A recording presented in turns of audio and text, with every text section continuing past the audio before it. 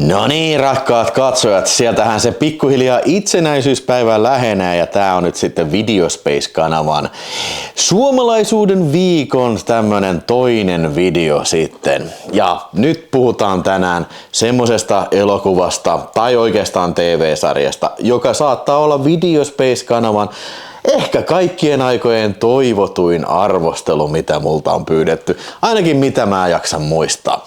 Ja minä puhun tietysti tästä kyseisestä TV-sarjasta kuin Autovaras. Yes. Elikkä tämähän on siis Yleisradion tuottama, oikeastaan tarkemmin sanottuna Yleisradio 2 tuottama, Tampereella kuvattu ja Hervannassa kuvattu tämmönen 91 vuoden tämmönen rikosnuorisosarja sitten, jonka on ohjannut semmonen äijä kuin Taavi Kassila. Taavi Kassilahan on tehnyt muun muassa Speden Pölhölä ja semmonen elokuva kuin Jousiampuja, mitä en ole ikinä nähnyt. Se vähän kiinnostelisi kyllä tällä, mutta mulla ei ole siis kauhean tuttu ohjaaja. Hän on kyllä näiden ulkopuolella mulle kyllä. Ja tässä näyttelee pääosaa semmonen kuin Antti Majanlahti, joka on muun muassa ollut Hovimäki-sarjassa ja Kulkuri ja Joutsen sarjassa. Ja se näyttelee semmoista jäpää teinijätkää kuin Jesse Ovaskainen, joka sitten yhdessä Vekka-nimisen kaverinsa kanssa tekee tämmöistä autokeikkaa sitten Suomen Tampereella sitten, ja tää elokuva alkaa varsin vauhdikkaalla takaa jo kohtauksella sitten tuolla Särkänniemessä, että päästään heti tämmöiselle ihan pääkallopaikalle, jos puhutaan nähtävyyksistä. Jesse juoksee sieltä, hyppää aidan yli, siinä sinne näkyy takana siististi, ja Jesse juoksee sieltä Tukkijoen siinä, sitä reunamaa siinä, samalla kun se Tukkijoen vaunu menee tällä. Mutta Jesse ei kovin pitkälle pääse, koska hieno kamera ajo laskeutuu sieltä Tukkijoen maisemista tällä alaspäin, missä Jesse juoksee Särkänniemeen siitä karusellien välistä tällä, mutta kytät sitten ottaa sen kuitenkin siinä Mustalahden satamassa kiinni sitten ja hetkinen, se taisi muuten satama olla siellä vähän kauempana sitten tuo Lapinniemeä kohti. Se, missä on se Pursiseuran kerhotila, niin muistaakseni, jos en ihan väärin muista, se kiinniotto tapahtui siinä kohtaa kyllä. Siinä ne kytät antaa pamppua tällä ja sitten lopulta tämä Salovaara-niminen kyttä sitten vähän toputtelee, että älkää vittikö enempää hakata tällä. Ja sitten ne vie sen putkaa ja se alkaa siitä, periaatteessa tarina alkaa urkeneen siitä, kun Jesse on siellä niin sanotusti pidätettynä putkassa odottamassa sitten kuulusteluja ja näin. Ja siellä se alkaa sitten miettiä, että mitenkäs tähän pisteeseen ollaan päästy sitten jo. Tää oli siis aivan älyttömän hieno sarja siinä mielessä. Ja siis kaikki on sanonut että eikö sä mukaan, miten sä et ole voinut nähdä noin leffamiehet, mikä vitu leffamies sä oot, kun sä et ole ikinä nähnyt Autovarasta ja mikä vitu hervantamies sä oot, kun sä oot kuitenkin tehnyt hervantaleffoja, niin miksi et sä oot nähnyt Hervannassa kuvattua tämmöistä klassista TV-sarjaa? No, en mä ole kaikkea nähnyt. Mä yritän se aina puolustautua. Minäkään en ole kaikkea kyllä nähnyt. Että tää oli semmonen aukko yleissivistyksessä. Mutta sitä tarkoitan, että tää oli nostalgista katsottavaa. Tässä on tosi monet paikat oli semmosia, kun kuvattiin yleisillä paikoilla, niin oli semmosia, mikä tunnisti. Ja varsinkin sitä ihan 90-luvun alusta. Niin, toi oli tollain. Toi oli tommonen paikka tällä. Niin. Ja sitten itse asiassa tässä sarjasta, eli tässähän on mulla, mikä muuten kiitos Apassille, Apassi löysi tämän tuolta Forssasta jostain kirpputodolta, oli 5 € hinta ja ymmärtääkseni vähän harvinaisempi tää DVD. Toivottavasti tää nyt on sen arvosta, että nyt puhun tällä arvosteluna sitten, että sain tämän sitten lahjoituksena. Niin tässä on 3 jaksoa ja ne on about semmosia 40-50 minuuttisia jaksoja ja tää on 139 minuuttia on yhteensä tämän koko sarjan pituus, joten tää on helppo katsella ihan yhdeltä istumalta. Mä katselin sen 2 istumalta tuossa kuntomatolla, niin ensin katoin 2 jaksoa ja sitten katoin seuraavana päivänä sitten loppuun sen 3. jakson. Ja tää ensimmäinen jaksohan on justiin tää, mä en muista näillä jaksoilla oli, niin joo, tässä lukee, että rikos on tää justiin, kun tai Opiskelijan kadun, siinä on semmonen helvetin iso parkkipaikka, niin se on siinä kuvattu se, missä Jesse ja Veka pöllii sitten autostereoita ja sitten ne niinku jemmaa niitä sinne niiden kellarikoppiin ja ajelee kevareilla sitten. Sitä mä en oikein osaa, siis se on hervannassa siinä niinku ihan niillä huudella, kun se ajaa sen pihan läpi, niin siellä on semmosia niinku liukumäkiä tällä ja kallio siinä. En tarkkaan osannut kyllä pinpointata sitä kohtaa, että missä se oli.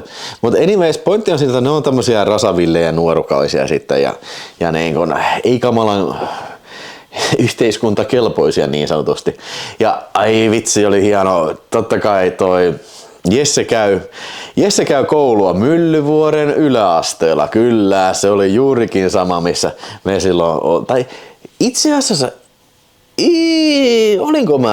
me ei oltu silloin vielä yläasteella, että kun sitä on kuvattu. Ei oltu vielä yläasteella, että me oltiin silloin siellä toisella puolella, siellä ala-asteella kyllä. Niin. Otetaan sitten sille tämä isänmaallisuuden malja tässä unohtu sanoa kyllä. Että hyvää kiljo, ei vaikka ihan kuule kinkerisottia tässä vetellä. Tämä on kyllä, on tääkin hyvä. Joo, mutta Jesse käy koulua ja eikä koulukaan mene hyvin, vaikka selvästi Jesse on älykäs. Mutta se on just tämmönen tyypillinen huligaani, että sitä ei vaan kiinnosta. Siellä se pelaa jotain elektroniikkapeliä sen Vekan kanssa siinä tunnilla ja sitten opettaja heittää ne helvettiin tässä. Joo. Mutta sitten ne sitten ilmeisesti käy, sitä paikkaa en osannut nimetä, mutta ne käy viemässä niitä autostereoita, myy niitä jollain 70 markalla sitten sottele paikallisellekin romukauppialle, joka vähän niin kuin on hämärin bisneksiin sekaantunut ja tietää hyvin, että ne on varastettuja. Ja sitten meillä niin näkyy takaumalla sitä, että tämä Jessen oma isukki, niin se on ollut autokauppias ja siitä varmaan Jesse on saanut viehtymyksen näihin tämmöisiin autoihin sitten. Ja näytetään, se on killinen ja iskä ottaa viinaa, sinä myy autoja. Ja se kohtaus itse oli kuvattu tuossa Satakunnan kadun, Lapintien tuossa, mä tiedän sen risteyksen, se lähtee sen pienempi tie, lähtee sinne ylöspäin sinne asuin Armon kalliolle. Mä en tiedä mikä sen kadun nimi on, mutta siinä se paikka, se on se mattohalli. Ei sitä todellakaan enää ole semmoista mattohallia, mutta siinä ilmeisesti Jessen äijän autokauppa oli. Siis toi on ihan paikka, mistä mä menen. No en nyt ehkä ihan päivittäin, mutta hyvin usein menen ohi siitä sitten, niin se oli hieno nähdä sekin siinä. Niin ja sitten sitä mä piti kysyä katsojilta, tiedättekö missä se baari on, missä ne kokoontuu tuossa? Se on Hämeenpuiston kulmassa, mutta olisiko se nykyään toi Tuulensuu baari? Siinä on joku semmonen, mä en tunnista sitä, se on sellaiset punaiset markiisit siinä, missä se sitten Jesse tapaa sitten tulevan rakkaus love interestinsä sitten, eli Tuija, jota esittää Sanna Salminen, niin se asuu siinä sitten jossain omakotitaloalueelle, mitä en kyllä tunnistanut siinä sitten hienossa. Se on vähän tämmöinen kermaperheen tytär tällä ja tulee vähän tämmöinen kielletty rakkaus siinä, mutta ei tämä ole mikään rakkausasioihin keskittynyt ohjelma, vaan tämä nimenomaan keskittyy näihin Vekan ja Jessen seikkailuihin siinä sitten. Tämähän huipentuu sitten tämä ensimmäinen jakso siinä, kun ne auto räjähtää siellä, kun ne pöllii autoa ja se auto syttyy tulee ja se räjähtää siellä hiekkakuopalla. Ne just selviää sitten. Voi olla, nyt sekoitan ehkä kohtauksen tosiaan, että mikä nyt oli missäkin jaksossa, mutta pointti on siinä, että tämä oli ensimmäinen jakso, tämä rikos sitten, että missä sitten tämä käytiin läpi. Ja sitten se niiden poikien mahtava taka-ajo huipentui siihen, kun tulee tämmönen kolari. Tämä ei ole siis sama kohtaus, missä se räjähti se auto siellä hiekkakuopalla. Mutta siis tässä kolarissa sitten kuolee tämä hänen kaverinsa siinä ja se potee sitten hirveästi syyllisyyttä tässä. Ja myöskin sitten tämä oma iskä kuolee sitten. Se on semmoinen juoppolalli niin sanotusti tämmöinen, mikä asuu jossain mettässä toisten juoppojen kanssa. Ja näin. Tässä muuten tuli mieleen, tässä oli Johnny Lee Michaelsin musiikki, että sehän on pitkän linjan oikein kunnon, siis tehnyt helvetisti leffoihin, suomalaisiin leffoihin ja sarjoihin musiikkia. Aika hyvät musiikit kyllä. Ehkä vähän juustoset paikoin, mutta niin kuin tämä sarjakin, mutta siis hei, mä tarkoitan tätä pelkästään vaan kaikesta tai se erittäin niin kuin positiivisella tavalla sitten niin kuin juustonen. Tämä oli erittäin viihdyttävä sarja kyllä. Niin kuin tämä oli tosi helppo katsoa kyllä niin kuin yhdeltä tai kahdelta istumalta, mutta siis olisi helposti mennyt yhdeltäkin istumalta sitten. Sitten Tää Salovaara piti sanoa, tää Kyttä, mikä vähän niin kuin on Jessen puolella siinä, sit se on tämmönen sympaattinen, että joo, kyllä koita nyt kestää, että sä joudut nyt istuun tästä, että tää on kuolemantuottamus, niin sä istut niin kuin autovarkaus, kuolemantuottamus ja muut rötökset, niin sä istut tässä niin kuin puoli vuotta sitten ja se viedään, onko se Riihimäelle sitten vankilaan ja sitten tää 3. jakso on tää vankilajakso sitten, tää suomalainen Ots. Tää oli yllättävän niin kuin tämmönen sarjakuvamainen ja siis semmonen, että niin kuin hyvin amerikkalaistyylinen sarja. Totta kai siellä on heti niin kuin tämmöisiä raiskarityyppejä ja murhamiehiä ja sitten se oli se mustalainen. Vai sanottiinko se mustalaiset kuitenkin? Mustalainen ja sitten Stiletti Timppa.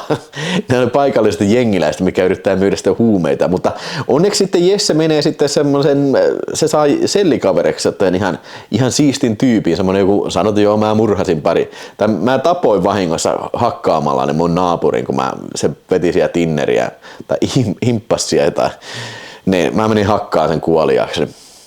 No nyrkkeilijäijä ja se vähän niin kuin suojelee sitä siinä sitten, on sellikavereita tällä ja sitten tuli yllättävästi niin kuin siis, mulla on muistiinpanot tässä, niin siis tässä tuli ihan puskista, tuli tämmönen Lucio Fulci-tyylinen gore-kohtaus. Siis erästä hahmoa täällä linnassa niin kuin puukotetaan silmämunaa semmosella, tiedätkö, terotetulla hammasharjalla. Tiedätkö, se tungetaan niin tällä lähikulmassa silmästä. Tulee vähän mieleen se andalusialaisen koiran kohtaista. Olisiko siinä ollut joku oikeasti joku sian silmä tai joku semmoinen? Siis mä olin sitä, what the hell? Okei, mä en olettanut, että tällaisessa sarjassa tapahtuu tällaista. Mä olin sillä, että piti oikein katsoa taaksepäin, että bravo, että hienosti tehty kyllä hienosti tehty kohtaus kyllä tämmöiseen, mutta se vankila meni, siis jokainen jakso on omanlaisensa ja tosi kiinnostava. Toi piti mainita tässä, siis mä en tiedä minkälainen yhteissattuma tää on, mutta kun siinä on se poliisilla on semmosia nuppineuloja, niin kun, ne oli Hervanan kartassa kiinni. Ja sitten se selittää se Salovaara, että joo, kaikki nämä on niin tämmöisiä niin kuin autovarkauksia. Niin siis meillä on tuossa Hervanta Homicideissa ihan samanlainen kohtaus, se oli vaan Hervannan huollulla. Siinä oli myös niitä mustia pisteitä, vähän niin kuin nuppineuloja. Mä en muista, oliko ne nuppineuloja jopa. Ja siinä mä vaan sanon, mä oon sen poliisipäällikkö, että nämä kaikki ne ovat murhia. Että niin kuin, mä vannotan, mä en ole ikinä nähnyt tätä. Miten se on voinut tulla siihen? Niin se on hämmästyttävä yhteensattuma kyllä. Ja täytyy kyllä miettiä, vielä sanoa toi, ihan mahtava tää justiin tää Salomaa, niin se on sen, tiedätkö, ulkoinen habitus on vähän niinku semmoinen niinku, tiedätkö, pilottilaseineen ja mikä niitä sanotaan, aurinkolasit ja siis semmonen niinku pitkä takatukka tällä, niin se on vähän niinku tämmönen serpikotyylinen tai tämmönen italokrime-tyylinen, viikset ja kaikki, niin, ja sitten ne on hyvä, kun ne tulee sinne niinku romuvarikolle, sitten ottaa aseet esiin, niin okei, hei. Mä en oikein usko, että 90-luvun alussa edes silloinkaan niin poliisit näin intohimoisesti olisi tutkinut mitään autovarkauksia kyllä. Varsinkaan niiden ottaisi niin apujoukkoja ja aseet esiin, kun ne menee jokin vitun kämäselle niin romuvarastolle käymään. Ne on siellä ihan niin täydessä taktisessa niin operaatiossa siinä sitten. Niin. Ja niin aika paljon niillä on aikaa keskittyä nimenomaan näihin kahteen jätkään. Mä en muista missä jaksossa tää oli, mutta tää oli ihan mahtava tässä. Siis ne oli rautakaupassa. Tässä oli impauskohta. Se meni liimaa nuuhkiin sinne kellarikoppiin. Mä en muista, oliko se toisessa jaksossa. Kyllä se varmaan oli toisessa jaksossa, ennen kuin se toi Vekalta lähti veivi. Niin ne oli rautakaupassa siinä. Niin. Sitten mä olin, vittu, että on tutun näköinen äi.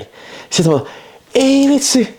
Toi on oikein Hermannan raudan äijä. Siis se kauppa, mikä oli siinä rakennuksessa, mitä ei enää ole olemassa. Aina käytiin ostamaan esimerkiksi uutena vuotena niin kaikki ilotulitteet ja panokset sieltä, koska niin kun, jos en nyt väärin muista, se olisi ollut ainoa paikka Hervannassa, missä sai myydä, niin kun, tai minä oli lupa myydä ilotulitusraketteja, niin sieltä käytiin niitä hakemaan. Sitten tässä oli mielenkiintoinen yhteensattuma, oli kanssa näitä takaa-ajotua Kekkosen tiellä. Niin mä veikkaan, että se oli melkein sama kuvakulma, mitä meillä oli NATO-kommandossa. Samalta sillalta kuvattu samaan suuntaan, mistä ne autot ajoi siinä, kun oli se suuri takaa-ajo siinä, ennen kuin sitten tuolta lähti veivi tuolta Vekalta. Että just tämmöisiä niin oli tosi hieno fiilis bongata tämmöisiä yksityiskohtia kyllä. Ja siis niin tuli tämmöinen oikein nostalginen ja paikkakunta ylpeyshenki niin kuin tuli niin kuin sellainen vahvana pintaan kyllä.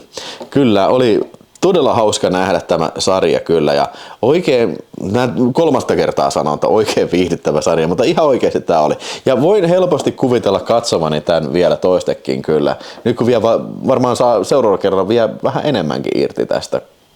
Hyvät musiikit. Niin ihan hienosti kuvattu, täytyy sanoa. Se oli monta kertaa semmoista niin kuin oikein niin kuin kraanalla otettua ajoa.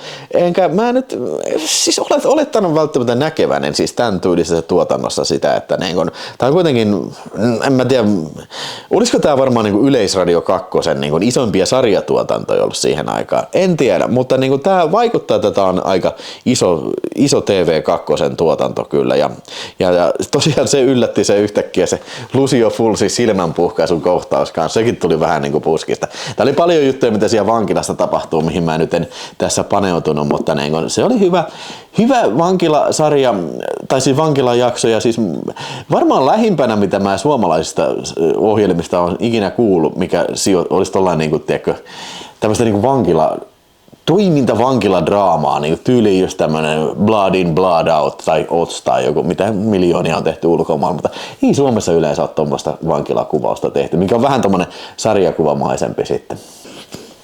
Näyttelijäsuorituksessa mulla ei todellakaan ole mitään pahaa sanottavaa, että kaikki vetää kautta linjan tosi hyvin ja ainakin riittävästi tämän tyyliseen ohjelmaan. Tässä muuten lukee tässä DVD Jesse Antti Majanl. Näin on ilmeisesti loppunut tila. Tää Jessen hahmo, se on tosi tärkeää, että se rooli on hyvä, koska niinku se on tosi kantava hahmo. Että jos se olisi huono näyttelijä tai ei pystyisi välittämään semmoista niinku, tavallaan niinku nuoruuden semmoista niinku levottomuutta, mutta myöskin semmoista niinku tavallaan aikuistumista siinä, että niinku, tavallaan niinku sen linnassa koetun katumisen myötä tulee myös sitten aikuisuus ja tää jää auki sitten miten se loppuu, mutta toivoisin kyllä niin kuin kaikkea hyvää sitten tälle kyseiselle Jesselle ja tää on tosi tärkeää, että se pystyy vetämään sen niin kuin niin kuin sympaattisen hahmon, koska jos se olisi kautta linjan semmoinen kusipäähahmo, niin mä veikkaisin, että tää ei toimisi niin hyvin tää sarja jos ei tässä ole niin kuin tavallaan vähän tällaista niin kuin lunastusta siinä niin kuin, tämmöisessä niin kuin hahmoarkissa siinä sitten, että se tykkäsin kyllä siitä aspektista tosi paljon kyllä. Tää oli fantastic, oli tosi hauska nähdä tää kyllä vihdosta viimein, että nyt on tämäkin sitten selätetty tämä autovaras, mistä niin monen vuodet olen kuullut, että mun pitää nähdä se, mutta nyt se on tullut nähtyä sitten. Mitä mieltä olet autovarkaasta? Onko se katsottu ja onko se sun mielestä hyvä suomalainen kotimainen sarja. Kerro kommenteissa ja kiitos, että jaksoit katsoa. Mutta hei, lauantaina älä missaa tällä kanavalla itsenäisyyspäivän vastaanotto live-lähetyksessä. Puhutaan siellä varmaan vähän lisää taas suomalaisista filmeistä sitten, että älä missaa sitä. Siellä nähdään. Moro!